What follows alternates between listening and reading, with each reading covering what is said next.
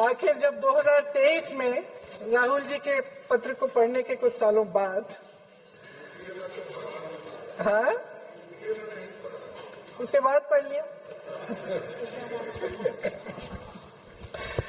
आखिर जब 2023 में आदरणीय प्रधानमंत्री नरेंद्र मोदी जी की सरकार ने यह अधिनियम सर्वसहमति से पारित किया, तब भारतीय राष्ट्रीय कांग्रेस ने अपनी विचारधारा के अनुकूल इसका पूरा समर्थन किया।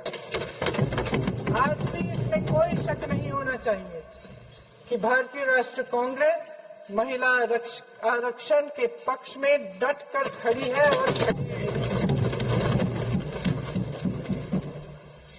लेकिन अध्यक्ष महोदय, सच्चाई ये है कि आज की चर्चा दरअसल महिला आरक्षण पर है ही नहीं।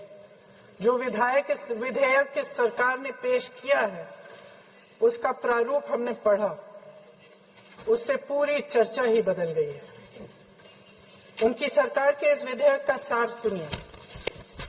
सबसे पहले इसमें लिखा है कि संसद में महिला आरक्षण 2029 तक लागू होना चाहिए।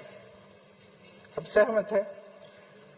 फिर कहा गया है कि इसे लागू करने के लिए लोकसभा सदस्यों की संख्या 50% बढ़ानी पड़ेगी।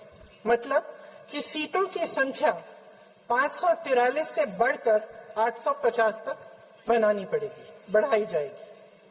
और इन सीटों को बढ़ाने के लिए एक परिसीमन आयोग बनाया जाएगा जो 2011 की जनगणना को आधार बनाकर ये कार्य करेगा।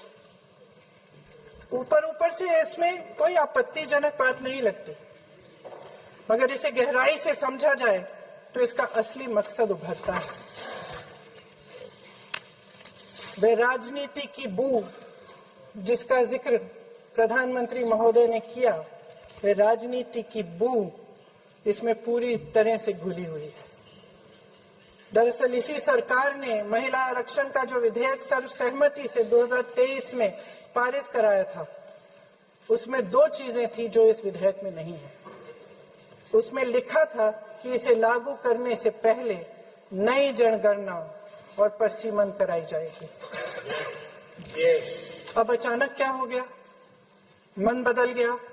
वही सरकार पुराने आंकड़ों के आधार पर क्यों आगे बढ़ना चाह रही है और इतनी जल्दबाजी क्यों? अध्यक्ष महोदय, ये हमारे देश की सच्चाई है कि प्रतिनिधित्व का सवाल जनसंख्या के सवाल से जुड़ा हुआ है। जब तक जातीय जनगणना नहीं होती, सभी वर्गों को उचित प्रतिनिधित्व नहीं मिल सकता। यह अनिवार्य है। ये सरकार 2011 की जनगणना पर आगे बढ़ना इसलिए चाहती है क्योंकि इस जनगणना में ओबीसी वर्ग की संख्या ही नहीं है।